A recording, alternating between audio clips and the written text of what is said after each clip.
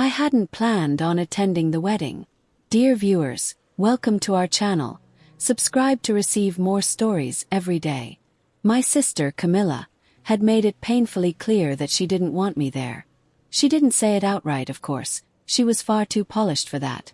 But her every look, every backhanded comment, every sigh when I walked into the room screamed it louder than words ever could. But my mother begged, and cried, and guilt me in that special way only mothers can. It would mean the world to your father, she said, brushing non-existent lint off her pristine dress. Please don't make this about you. Funny. It was never about me. Not once. Not when I graduated top of my class and no one came to the ceremony. Not when I spent 2 years nursing our father after his first stroke while Camilla posted vacation selfies from Mykonos. Not when Dad passed away, and somehow the will never got read in front of me. Not when Camilla, radiant and smug, got engaged to Adrian Blackstone, the man I used to call my friend, my confidant, and once, long ago. Almost something more. Still I went. I wore a soft blue dress that didn't try too hard. Kept my hair tied back. I smiled when they laughed at me. And they did laugh. At the rehearsal dinner, Aunt Simone had leaned across the table and whispered, "At least one of the Hayworth girls is getting married before menopause." They all chuckled. Even my mother gave a tight, practiced smile. I said nothing. 'Cause what could I say? I was the single one. The spinster. The one who was too intense, too smart, too career-obsessed. I didn't know how they spun my independence into a personal failure, but they did it seamlessly. The day of the wedding was worse. Camilla looked stunning in her designer gown. The venue, a sprawling vineyard estate owned by Adrian's family, looked like a movie set. Everything sparkled. Even the guests. I felt like a stain. I stayed at the edge of every room, smiled at people I barely knew, accepted champagne I didn't drink, and tried not to notice Adrian's eyes flicking toward me every few minutes. He looked tired. Not the usual nerves of the groom tired. More like haunted. But then again, maybe that was just my bitterness talking. When the ceremony began, I slipped into a back row. The music swelled, Camilla appeared, and everyone gasped as if they hadn't been rehearsing it for months. They exchanged vows. There were tears, kisses, applause. Then came the reception. And that's where everything started to unravel. I tried to leave early. I told my mom I wasn't feeling well, but she begged me to stay, just for the speeches. "They're doing something special," she said. "Adrian prepared something for Camilla. It's going to be beautiful." I didn't care, but I stayed, because I wanted to see him say it. I wanted to see him look her in the eyes and declare his love. I wanted to hear the words he never said to me. The ballroom lights dimmed. Adrian stood and tapped the mic. The room went silent. Camilla beamed up at him like the queen of her kingdom. My family all leaned forward, expecting poetry and adoration.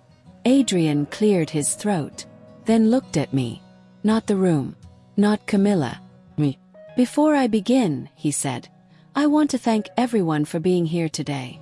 Especially someone I never expected to see." He nodded toward me. Every head turned. I felt the blood rush to my ears. Camilla's smile faltered. Adrian continued.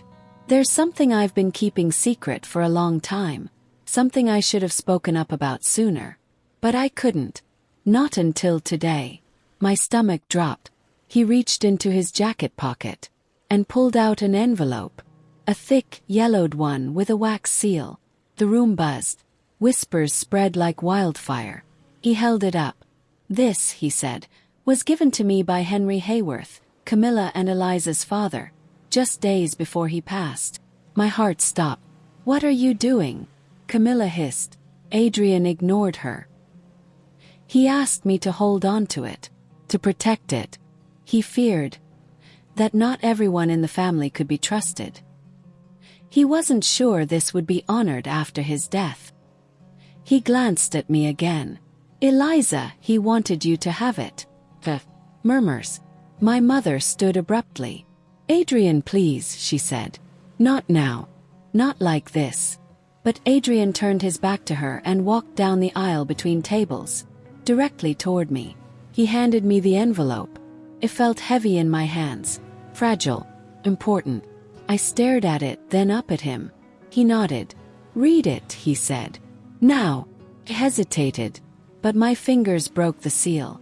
Inside was a handwritten letter, and a copy of the original will. I scanned it, my eyes widening with every line. The vineyard, the family estate, the stocks, everything, all left to me. Not Camilla, not my mother, me. I looked up, trembling. "What is this?" asked, voice low. Adrian raised his mic again. "Henry updated his will weeks before he died," he said to the room. "He wanted to make things right. For all the years Eliza gave him when no one else did. For all the sacrifices she made. He told me the original copy was stolen after he passed, replaced with an older version. But he made a duplicate and entrusted it to me." Camilla rose from her chair. "You're lying," she shouted. "This is ridiculous." Adrian turned to her, his voice colder than I'd ever heard it. "Your mother helped you switch the documents." Gasps echoed again. Camilla's face turned sheet white. My mother sat frozen. I stood, the letter still in my hand. And for the first time that night I felt taller. Not because I had money or land, but because the truth finally had a voice. The room was frozen. For a few seconds nobody spoke. Not a clink of silverware. Not a cough. Just silence, thick and charged. I stood holding the letter in my hands. The ink smudged slightly from my trembling fingers. The will was clear. It named me, Eliza Margaret Hayworth, as the sole beneficiary of my father's estate. Camilla still stood in the middle of the room, her face twisted in disbelief, red creeping up her neck. "You're insane," she hissed at Adrian. "You're ruining our wedding. This isn't real. You faked this." He didn't flinch. "I watched your mother swap the envelope," he said, voice low but firm. "I confronted her. She begged me to keep quiet, said it would keep the family intact. Waited. I gave you both a chance to come clean. You never did. You're lying." Camilla lunged toward him, but he stepped back. My mother stood now too, her hand on Camilla's arm, trying to calm her. Her voice was too smooth, too calculated. "This is a misunderstanding," she said to the crowd. "A very elaborate one. I think we've all had a bit too much champagne." She smiled tightly, her eyes scanning the guests. "Please enjoy yourselves. The wedding is still on, and..." "It's not," Adrian said. Everyone looked at him. "I can't marry someone who built her life on lies," he said. "Who stole from her own sister." My breath caught. I wasn't ready for that. Camilla let out a laugh, sharp and brittle. "You think this makes you some kind of hero? You think dumping me on our wedding day makes you noble?" She stepped toward him again.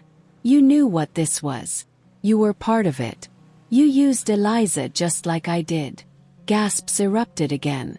"Used?" I looked between them. "What are you talking about?" Camilla turned to me, eyes wild. "Oh, don't act shocked. You really think Adrian was just holding on to that letter for your benefit? He didn't do it for you. He did it because Daddy made him trustee of the estate. He knew all along what the will said, but he played both sides, because he couldn't decide who he wanted to marry." I felt like the floor was tilting under me. Adrian's face was unreadable. I whispered, "Is that true?" His eyes met mine. "I didn't know how to protect you without destroying everything. That's not an answer." He opened his mouth, but nothing came out. Camilla pounced. "Tell her, Adrian. Tell her what you said to me a month before the engagement. Tell her what you whispered in my ear the night we got the estate valuation." I didn't want to hear it, but I needed to. "What did you say?" "Yes." He finally spoke. I said, "I didn't know who I loved more." The silence that followed was louder than any scream. I handed the letter back to him. "Then you don't deserve either of us." And I walked out. I don't remember the drive home. I don't remember packing or changing or crying. But I do remember waking up the next morning and finding a crowd of reporters outside my building. Somehow, the story had leaked overnight. The Hayworth will scandal. The bride left at the altar. The family fortune switched. I barely had time to process it before lawyers started calling. Apparently, even without Adrian's trust, the will I held in my hand was enough to open a formal case. A team of estate attorneys had verified the signature. The notary was real. The timestamp matched a date my father had seen his legal advisor. It was real. It was mine. All of it. But I didn't feel victorious. Felt hollow. Camilla didn't return to the estate. My mother went silent. The house I had grown up in now belonged to me, but it felt like a mausoleum. I walked through it like a stranger. Every room had ghosts. The room where I fed my father soup while he mumbled half-remembered memories. The hallway where Camilla laughed at me for getting cheap shoes. The staircase I'd fallen down once at 12 and cried because nobody came to help. And in my father's old study, tucked behind the paneling of his bookcase, I found something that changed everything. Another envelope, this one addressed to Adrian. Opened it. It was short, barely a page. But it was written in my father's jagged, determined handwriting. If you're reading this, I'm gone. I know you're not in love with Camilla. I see the way you look at Eliza, even when you don't mean to. I don't trust my wife. And Camilla, she's too much like her. Don't let them ruin Eliza. She's the only one who ever stayed. The only one who never took. If they try anything, give her what's hers. And if you love her, really love her, don't wait too long to tell her the truth. HH. I sat there, staring at it for what felt like an hour. Part of me wanted to scream. Another part wanted to burn it. But mostly I just felt seen. He knew. He knew everything. All those years I thought he ignored me, favored Camilla. He saw it all. And now I had the power to end the game. 2 weeks later, I returned to the vineyard. Not for nostalgia. For closure. I had arranged to meet Camilla and my mother. They agreed, though I could tell it was more for damage control than reconciliation. They arrived together like always. Polished, controlled, cold. I assume you brought us here to gloat, my mother said, sitting across from me in the grand dining room. No, I said. I brought you here to offer you something. Camilla scoffed. What, forgiveness? I looked at her. A chance. They both froze. I slid a document across the table. A settlement. You admit what you did. Publicly. You sign over your claims. In return, I'll give you both a generous monthly stipend. Enough to keep your lifestyle. Enough to stay comfortable. My mother narrowed her eyes. Why would you do that? Because I don't want this legacy to be about revenge. I want peace. But you don't get to take from me anymore. You play by my rules now. Camilla looked at the paper. Then at me. You think this makes you better than us? I smiled faintly. No. I think it makes me free. She didn't sign that day. Neither did my mother. But I left the paper on the table. I didn't need them to. I already had the truth. The estate. The proof. The legacy. And the silence that followed me home that night. For the first time in years. It didn't feel empty. It felt earned. Months passed. Life didn't return to normal. It never does after a public scandal. But it did begin to stabilize. Camilla moved to New York, allegedly for a fresh start, though whispers circled that she had been blacklisted from several social circles. The kind of people who clapped when you walked in and whispered when you walked out didn't forgive disgrace easily. My mother remained quiet. She cashed the checks from the settlement agreement. Camilla eventually signed it under pressure, but never called, never wrote. The last thing she said to me was at the vineyard. You may own the house now, she whispered, lips tight, but you'll never belong in it. Maybe she was right, but maybe I didn't need to. I sold the vineyard. People thought I was crazy, walking away from prime land, family property, all that wealth. But I wasn't selling my inheritance.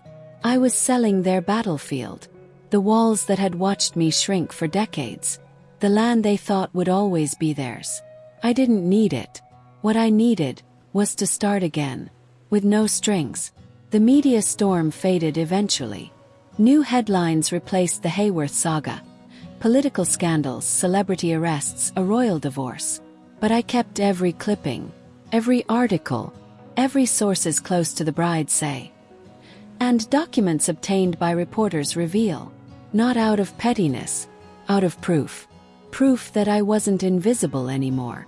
I started a foundation with part of the money. Nothing flashy. Just scholarships for women who left school to care for their parents. Like I had. It felt fitting. Building something out of the ruins of what they tried to bury me in. And just when I thought I had tucked the past into a drawer, I received a call. From Adrian. "Can we meet?" he asked. His voice was quiet. Hesitant. I hesitated. "What for?" "I just need to explain. One last time. Please." Against every logical bone in my body, I agreed. We met at a small cafe. Neutral ground. No cameras. No headlines. He looked different. Thinner. Older. Or maybe I just finally saw him clearly. "I read the letter," I said before he could speak. "The one my father left for you." His eyes dropped to the table. "I wanted to give it to you," he murmured. "So many times. But I thought I had to protect the lie. You thought you could love us both." Silence. "I didn't deserve either of you," he said. "You were always the one. Even when I didn't want to admit it." I stirred my coffee. "You know what hurts the most," said. "Not that you lied. Not that you let them twist everything. It's that you stood on that stage and looked at me like you were saving me." He flinched. "You weren't saving me," I said. "You were saving yourself." "I know." He reached into his coat. Another envelope. I laughed bitterly. "You people and your envelopes. This one's different," he said. "It's not from your father. It's from me." I didn't take it. "I don't want an apology letter." "It's not that," he said. "It's the real reason I proposed to Camilla." My blood chilled. "What?" He pushed the envelope toward me. "It explains everything. You deserve to know." Took it. But I didn't open it there. I waited until I got home. And once I read it, everything changed. It wasn't a letter. It was a document. An agreement. Dated 3 months before the engagement. Between my mother and Adrian. Contract. Financial agreement. My mother had offered him a seat on the board of my father's private company, plus a payout of $500,000, if he proposed to Camilla and kept me out of the estate battle. There were emails, bank statements, signatures. I sat frozen. The man who claimed to love me, the man who stood up for me, had taken a bribe to bury me. All those tears on the wedding night. All that truth in front of the guests. It wasn't redemption. It was guilt, self-preservation, damage control when the walls were already crumbling. I stared at the final line. In exchange, the signee agrees to publicly disavow romantic involvement with Eliza Hayworth, and should the matter of the will arise, deny knowledge of any updated documentation. He had agreed to erase me. For money. Called him. He answered on the second ring. "You lied," I said. "Again." "I know. You took their offer." "I did," he said. "And I hated myself for it." "You don't get to play victim." "I'm not," he said. "I sent it to you because I needed you to know. I gave up everything the moment I saw you at the wedding. That's why I gave you the will. That's why I walked away." "You didn't walk away. You got caught." Silence. Hung up. And I never answered his calls again. But I didn't burn the document. I used it. Quietly. Legally. I revoked Adrian's voting rights on the board. The seat my mother helped secure. I filed breach of ethics claims that voided the entire arrangement. The board backed me unanimously. None of them wanted a scandal tied to their name. He lost everything. And this time, it wasn't in front of an audience. It was quiet. Lonely. Final. Camilla eventually found out about the agreement too. She sent me a single message. "He never loved me. I see that now. But I still hate you." I didn't respond. I didn't need to. Because I finally understood something. Camilla didn't hate me because I won. She hated me because, despite everything she stole, lied about, and orchestrated, she could never be me. Not the version my father loved.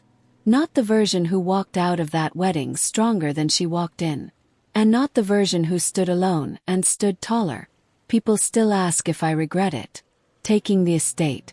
Exposing the truth. Selling the vineyard. Losing what little family I had left. And I always say the same thing. Well, because what I lost wasn't real. It was smoke, performances, manipulations, bloodlines without loyalty.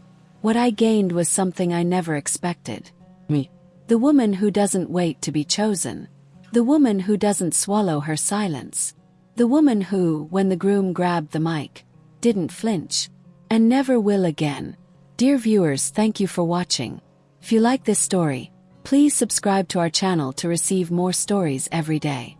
Share with us what you think of this story and tell us where you're watching from.